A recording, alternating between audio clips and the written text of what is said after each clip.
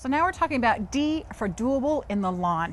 One of the very first basic things you need to do for your lawn is make sure you aerate it.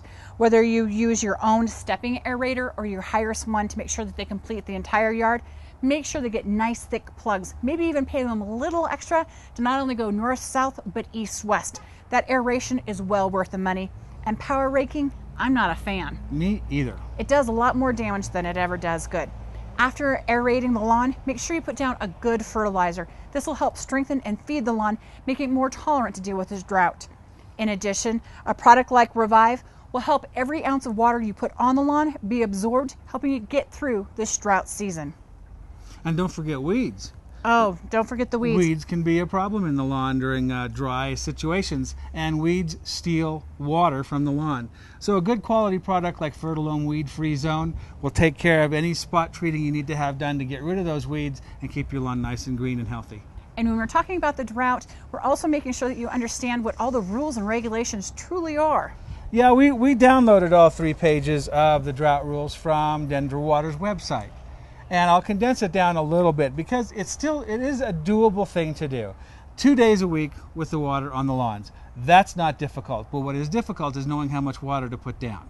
So what I recommend is to go to the Denver Water website and find where they have their weather stations, and that tells you how much water is being lost each week through evapotranspiration. They call it ET. Tells you how much water you need to replace on a weekly basis. Tells you exactly how much you need to put down so you don't need to worry about guessing. Right? Well, obviously we're not supposed to be wasting. So you want to do exactly the right amount of water, and this will give you the answer. Yeah, if the ET for the week was 1 inch and you're watering twice a week, that means a ½ inch each time you water.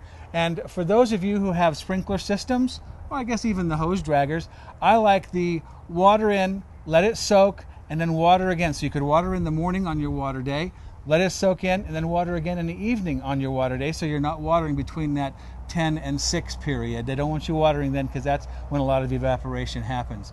For your annuals and your vegetable gardens, if you're watering by hand with a hose, you can water any day of the week as well as with drip irrigation.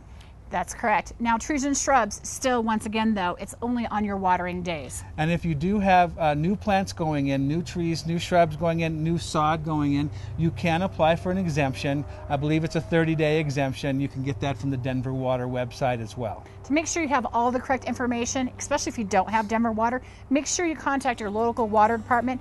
Make sure you stay up to date and follow all of the rules during this drought season. Dig In is growing. From the West Coast to the East, you'll see Dig In popping up everywhere with expert local gardening advice. Wherever you are, watch for Dig In, planting garden-to-table know-how across the country.